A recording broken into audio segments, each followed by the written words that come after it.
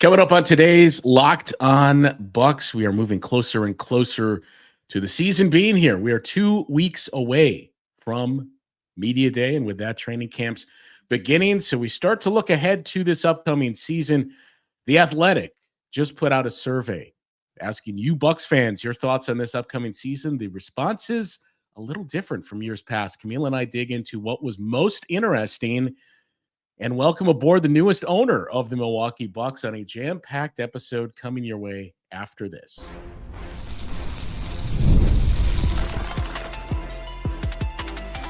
You are Locked On Bucks, your daily Milwaukee Bucks podcast, part of the Locked On Podcast Network, your team every day. Welcome into Locked On Bucks. I'm Justin Garcia, joined as always by Camille Davis, and we thank you for making Locked On Bucks your first listen each and every day. Free and available wherever you get your podcasts. You can find us on YouTube as well. All part of the Locked On Podcast Network, your team every day. Today's episode of Locked On Bucks is brought to you by FanDuel. Is now through September 22nd. All FanDuel customers can bet $5 and get a 3-week free trial of NFL Sunday Ticket from YouTube and YouTube TV. Visit FanDuel.com to get started. Camille, we mentioned the survey that Eric Nehm of The Athletic conducted, talking to Bucks fans, getting their input, I should say, and questions that we've asked throughout the summer. The sample size for this was about 400 respondents to the survey, I believe. And we're going to get into pieces of it. We don't want to give away the whole story. Go over to The Athletic, read the story and the results that Eric put together and his thoughts behind some of those answers. But we wanted to kind of, I suppose, cherry pick the parts that stood out the most to us, because this was very different from this same survey that's been conducted in years past. I think when you take a step backward, it's easy to understand why the responses were a little bit different. But I guess let's just pop this thing open. What surprised you the most? Pick one thing from this to get started with.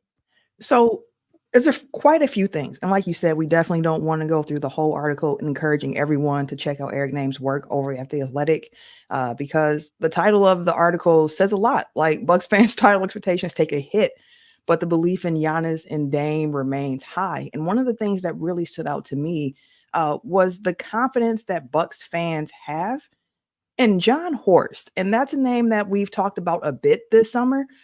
Initially, just talking about the fact that the Detroit Pistons were interested in John Horst coming aboard. We know the Bucks blocked that. He stayed in Milwaukee, so on and so forth. The stability continues this summer after offseason last year with a lot of change. But when Bucks fans were asked, how confident are you in Bucks general manager John Horst? There was still a pretty good amount of people that were confident in him, but just not as many as they were a few years ago, which was really interesting to me.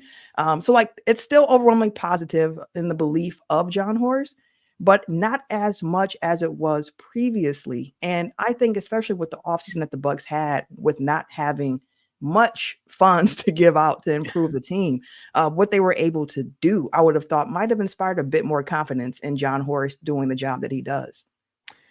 Yeah, I mean, that kind of ties into what struck me the most. There were really two things. I tried to pick things that I didn't think that you would as well, so we didn't have overlap, and this one kind of ties into it.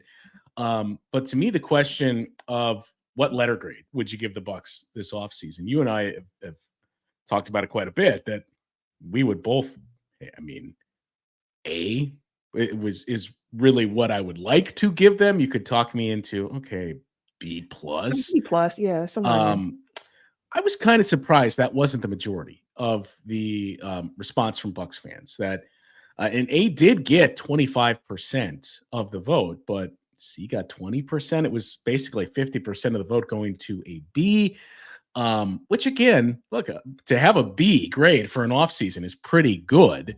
I just can't help but wonder if you gave this a B if you talked yourself down from an A to a B because maybe they didn't trade one of the players whose name has been mentioned quite a bit this offseason. Because I don't see any other way how you can't look at here's what the Bucks have. And Eric talked about this going into the offseason. We've talked about it. Our guys Ty and Rohan have talked about it. Everybody has mentioned, look, don't really expect much. Maybe they make a trade with one of those guys, but in terms of anything massive, they don't have those options because of where they're at in the cap situation. So all things considered, to upgrade all three of those players that exited, 3 of the 4 with Thanasis's injury, to make upgrades, and especially the Gary Trent Jr. piece, if we level set expectations, I think the majority should have clocked in with an A here. I have to assume it's just maybe you're not a Pat Connaughton fan, maybe you're not a Bobby Portis fan, and they didn't trade those players, so I got to ding them somewhat.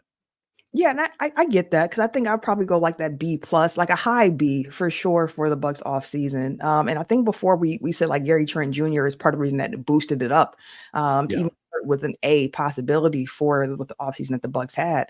And I think part of it could be thinking just about John Horst. And I think a lot of times people can focus on the negative and think about like, well, we would have draft picks and assets to give up if you didn't do X, Y, and Z. Like one thing that comes to mind is the Jay Crowder trade, which now in retrospect, people are going to continue to point at, given the fact that it was 5 second-round, draft picks given up to get him here. That move did not work out. So I could see some people kind of holding on to that. But one thing I always give John Horst credit for is that when he makes a move, generally I understand the reasoning behind it. And if it doesn't work out, generally speaking, John finds a way to get out of it. He might have to give up assets to do it, but he's going to find a way to get out of it. Like, this is not working. We have to make a move. And I could see that aspect of it okay, well, we had to use more assets to continue to move out of situations where that can knock him down some. But I was just a little shocked to see that the confidence is starting to wane a bit. And I wonder if that is coming also with the fact that we have less and less assets to deal with for the team as well. Well, and I mean, kind of saying, hey, I was surprised you didn't give the, John Horst and company an A for this, kind of in jest. What really struck me the most from this is this, according to this same survey, this is the highest grade offseason that John Horst had among fans. When you think about, I mean, I know it's somewhat complicated because what we envisioned happening, we had the concept of a plan of a trade for Bogdanovich that never actually materialized. But you think about that offseason, think about the following offseason as well, which, was the full offseason, I should say, in 2021, which was, you had Drew Holiday. The rest of it was met with a lot of skepticism of, man, you locked up Pat Connaughton or you brought in Bobby Portis, and some of those moves. 2022, he got high marks in this survey, basically for keeping the band together, sans PJ Tucker. And last year, you bring in Damian Lillard, that you would have assumed is the home run, put this over the top. This is what they've been missing. So to kind of take in all of that and then see the context of this is the highest graded offseason John Horst has had from Bucks fans in his tenure here is what stood out the most to me.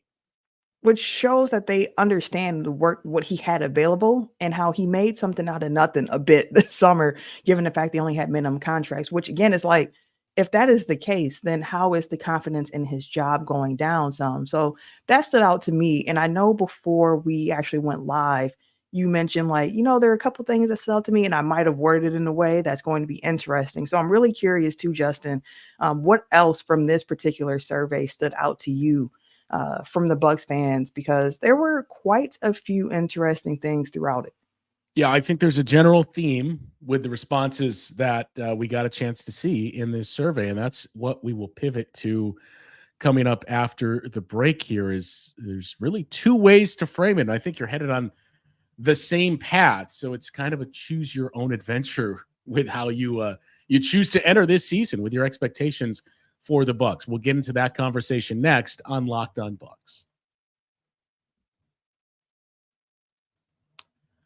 Well, you've heard Camille and I talk about FanDuel quite a bit. They're America's #1 sports book, and now we have something a little different for you. It's now through September 22nd, all FanDuel customers can bet $5 and get a 3-week free trial of NFL Sunday Ticket from YouTube and YouTube TV. With a YouTube TV base plan, you'll be able to watch every regular season Sunday afternoon out-of-market game.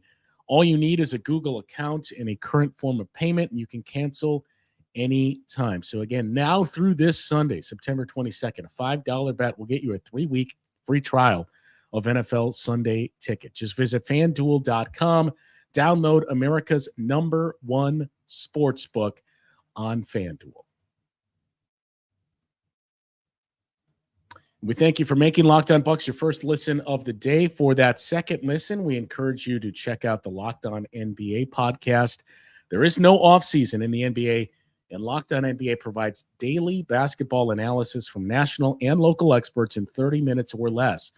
No one keeps you as informed and entertained as Locked On NBA, available on YouTube or wherever you get your podcasts, part of the Locked On Podcast Network, your team every day.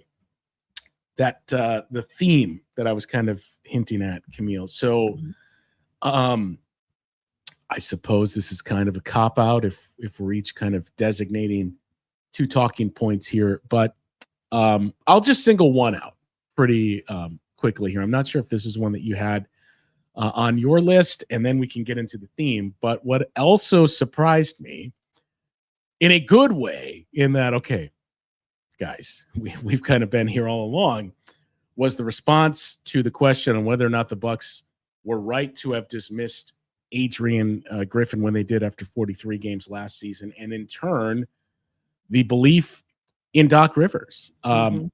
Because we talked about this before, at the time of the dismissal, it was much more split, at least in these venues. And I know social media, YouTube comments, it's not necessarily the best barometer to try to pulse check things. But if we went solely off that, a majority of the comments and interactions that we got was, this is a mistake. To see that settle down a bit and shift more towards, yeah, I think it was what, about 45% of the vote saying they were right to have made the move when they did. 30% said they should have done it sooner. So you had about 25 to 30% of those casting votes saying, no, wait until after the season, or just don't do it at all, which, based on what we were dealing with last January, does not feel like it was the same sentiment. Yeah, that also stood out to me, but it was the Doc Rivers piece of it. But thinking about what happened around Adrian Griffin, like, in retrospect, I mean, there were a handful of very vocal Bucks fans very early on stating that, he needs to go. And I remember initially being like, he's only been here for a couple of weeks, y'all. Like, what are we doing? So to see how many people now in retrospect are just kind of like, it was the right decision at that time. Things went the way that it should, so on and so forth. I'm just kind of like, okay, that makes some sense to me, where it's like, with more time passed, people can kind of look back. More news has come out as well about what things were like under Adrian Griffin and what the Bucks were looking for as well. And again, it's not to slight Adrian Griffin. I said it initially. He was walking into a really tough situation as a first-time head coach. When you walk into a situation with championship expectations, as a first-time head coach, you don't have much room for error.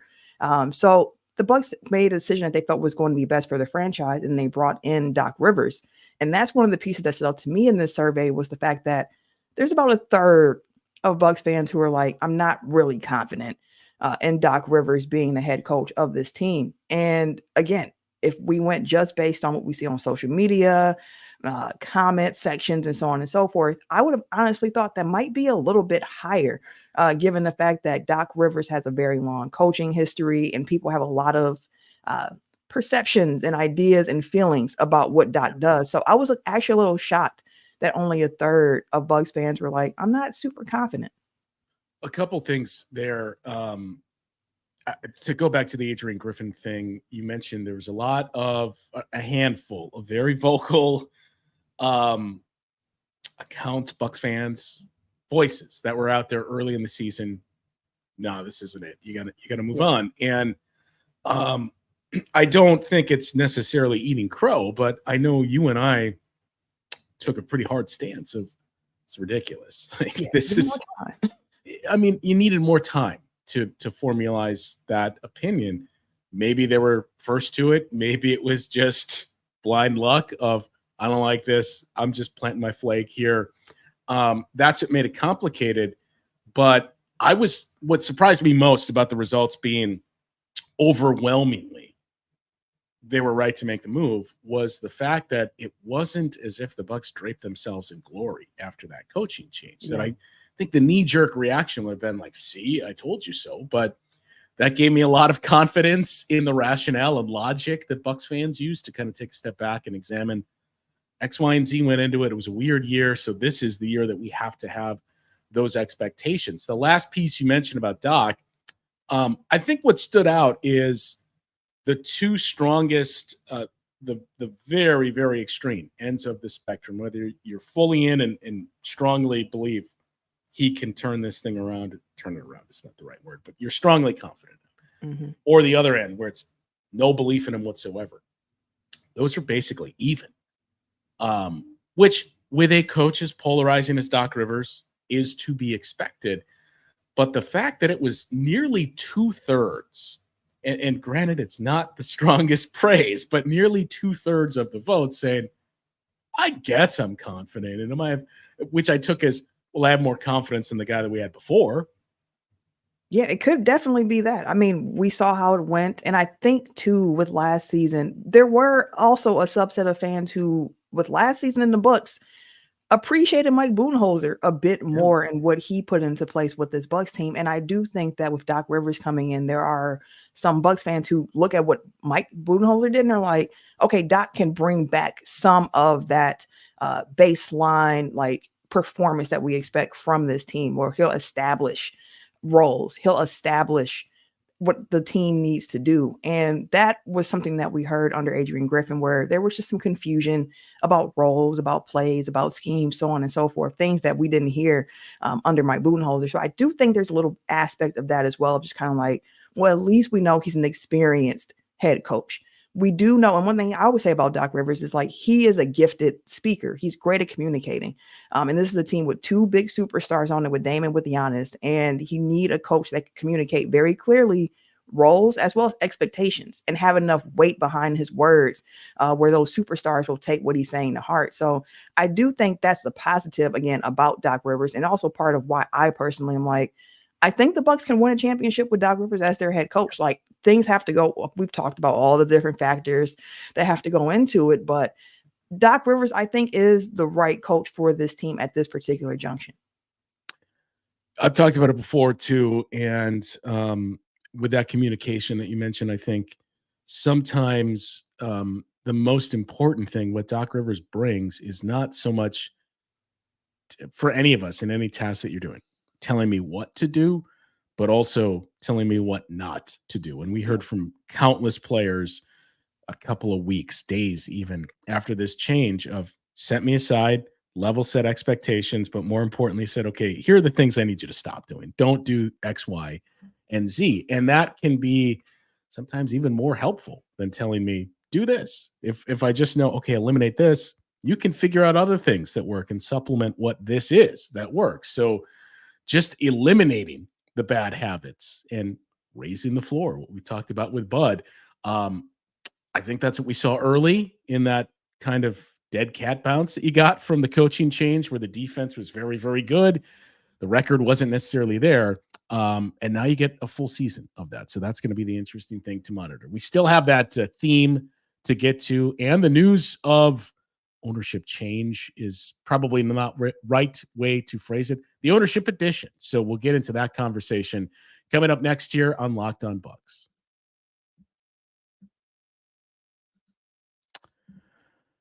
Well, the theme that seemed to pop up the most for me, Camille, was all of these responses. We went through 4 or 5 of the questions that were asked. For the most part, every single answer seemed to be somewhat confident. There was very few of the extremely confident. I think the only one we really saw there related to belief in individual players like a Damian Lillard and a Giannis. But everything else was, I guess I'm there. That it can kind of be met as pessimism of, especially if you just jump in and take a look at, well, they said this, and the Bucks fans overwhelmingly predicted this would be where they would finish in seeding.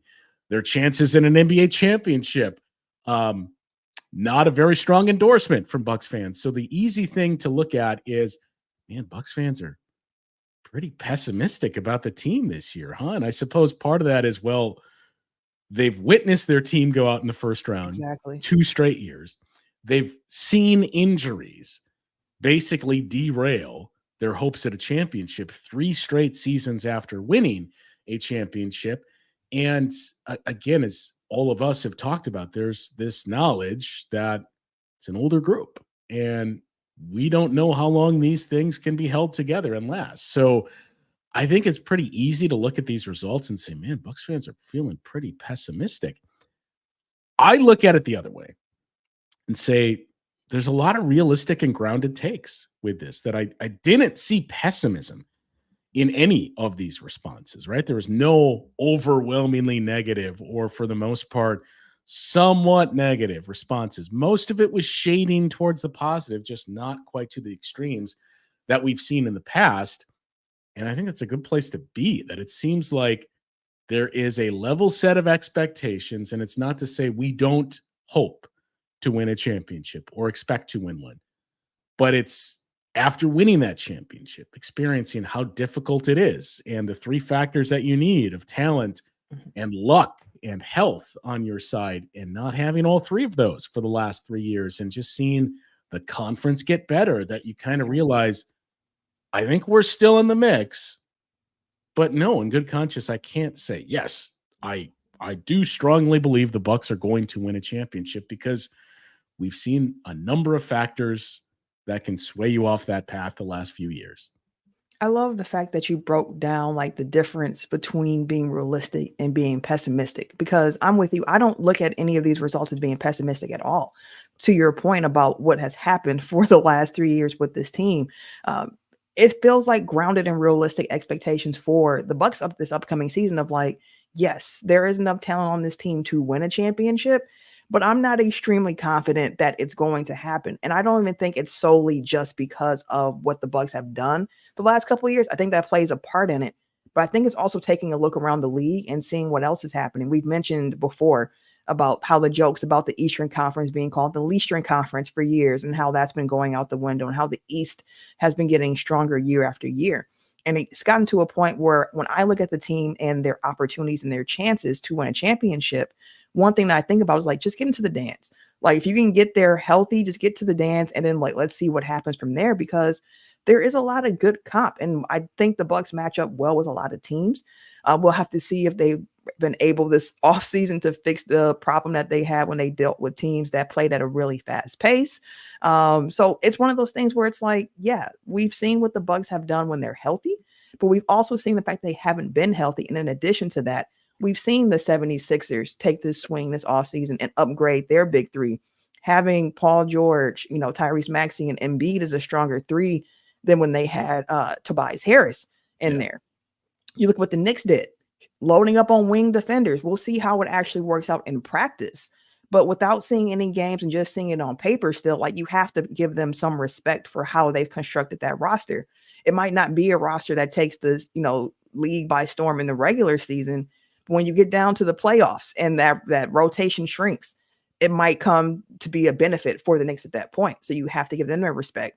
The Celtics, defending champs, everyone feels a way about them. Respect for sure. Then you have those other teams that are coming up. You have your Cleveland, you have your Orlandos. So it's one of those things too, where in addition to what the Bucks have been doing, what's going on around them has also gotten better, to the point where some might find it foolish to just boldly declare this is the team that's going to do it. But yet and still kind of couch it a little bit by saying like, I like the pieces we have. I think we can get there. So I'm kind of confident, but not extremely confident. I think it's a spot that all 3 of the major professional sports teams in Wisconsin are currently at, where it's the Packers. I know there's some, but if we level set and we're realistic, the majority are not going to come into this season and say, I guarantee the Packers are going to win a championship. I feel good about the Packers and the makeup of their group. And I mean, I guess you could talk me into stranger things have happened. The Packers win the North and the Lions don't. But there was expectations. You just knew, okay, it's not a guaranteed, but I feel good about where it's headed. Same with the Brewers, and especially has maybe not so much when the season started, but it is now. And what we've seen from that group of, I feel really good about this makeup. I think the only thing that would stop Brewers fans from saying extremely confident they're going to be in the World Series is the fact that we've seen year after year the Brewers come up short in the postseason. So it kind of feels like it's the spot that all of these franchises are sitting at, which I don't think we've ever had. You know, we've talked before about this boom of Wisconsin sports when the Bucks were expected to win championships, or the Bucks were on the rise and the Packers were always coming up short in the NFC championship game and the Brewers were building something. But now it feels like all three of them are in that spot. And that's what makes all of this, I think, even more unique. The last piece that we said, we only want to touch on a few things. We don't want to give away the whole article here. And it's still about 30% of it that we've touched on in this. The last thing I did want to point out, and I know you will appreciate it, is when we talked about the individual players and the question at the very end of who is your favorite player on the team. Giannis got about 79% of the vote, which, got to be honest, I was a little surprised it wasn't higher than 79%. But as Eric followed up, when we took Giannis out of the equation and said, okay, now who's your favorite? Our guy, Chris Middleton, 48% of the vote. So slowly but surely, it seems like he's starting to get those flowers. I hope so. And again, I say this a lot, especially as what I used to call myself a long-suffering Bucks fan. Listen, those days in the Bradley Center when you could sit lower level for like 15, 20 bucks and you'd be in there like, okay, it's kind of empty in here. And the goal for those teams was the 8 seed. Like that was the goal. You never really thought like maybe we can win a championship. Like I remember how excited people were when we got Monte Ellis and it was like, okay, we're going to run this very small backcourt with Monte Ellis and Brandon Jennings. And like, let's see what happens from here. So to go from those days to like the first year of Giannis and Chris, where the Bucks win 15 games, and then you get to a championship, and then you see them climbing the franchise record books. It's one of those things where when you look at the Bucks, it's like it's easy to get caught up in the fact that we have the expectations now. And it drives the way that you watch the team because you want that championship. But I always have a moment of just gratitude for this particular era of Bucks basketball because I remember what it was like before we got to this point where you expect them to compete for championships consistently. And with that, I am happy to see Bucks fans really appreciating what Chris Middleton has done throughout his career here as a Buck for him to be a favorite of folks, if Giannis isn't on the table. So again, by all means, check out the article. Please and leave your thoughts in the comments for Eric as well. There's a lot of questions that he surveyed Bucks fans on in this most recent survey there on The Athletic. As we start to wrap things up here, the other story that we mentioned, and this broke late last week, was a new member into the ownership fold for the Bucks, and that is a familiar name and face in former Bucks wing player Junior Bridgman. So I guess it's still a little ambiguous on the percentage of ownership that he's going to have in this group, as we've both seen kind of varying figures there. But what we do know is it has upped the valuation of the franchise to now over $4 billion. And I think there was certainly some questions, borderline concern, when we saw Mark Lazary sell off his stake to Jimmy Haslam, and you wondered, whoa, I mean, there was one extreme of, I guess this means Giannis is leaving. Why else would he want to sell? And then all the other questions that came with it. But we've now seen more people buy into this franchise, the valuation continuing to climb. And I suppose there's not much else to offer until we do know more of the details and what percentage of ownership this is. He's a minority owner. I'm also fascinated by what is the split of ownership and who owns the most, because I've heard various figures and amounts through the years as well. But just the Junior Bridgman story, Camille, I mean, we could have honestly spent an entire episode on that, and just how incredible it is when you think about a player for the Bucks who played in an era of the NBA when the money was not there to be made. I think it was just under $3 million that was his career earnings in the NBA. And in a short bit of time, he took that and turned it into $600 million plus empire that he built. And it all started with Wendy's restaurants. So when he retired, he had an offer to join the Bucks front office as an assistant general manager. He turned that down to become a franchisee and get into buying up Wendy's and running those. As teammates and people that worked at those stores attested to, it wasn't just Junior Bridgman. Oh yeah, that guy that played in the NBA, he owns this. No, like, he was rebuilding them from the ground up and working in the stores, pumping up their value. Each of the chains started to become $1 million revenue earners year in, year out. That nest of Wendy's restaurants that he owned exploded to over 400 at one point. He got into Coca-Cola bottling. He bought Ebony and Jet magazines. Like, to think about everything that this guy has accomplished off the court without that massive safety net that players of the late 90s and early 2000s had, more so than his era, again, with a guy that's just under $3 million in career earnings, is just fascinating beyond words. And now he's coming back home as a part of the ownership group for this team. It's a really cool story. Like, I think ESPN had an article about how he built his empire like a month or so ago. Yeah, and they just bumped that up there again towards the front of their NBA page, given the news last week. Baxter Holmes put it together, just going through everything that I just glossed over in even more detail.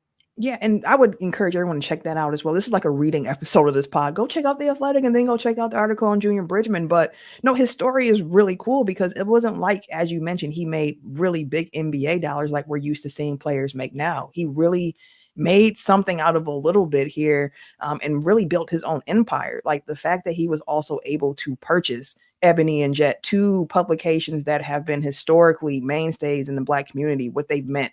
Like, he bought those magazines at a time when they were both down, and he didn't want that legacy to die off. So in addition to the fact that he's been making money with these investments, he's also been somebody who has been a steward for the culture in a sense as well. And I love that about Junior Bridgman.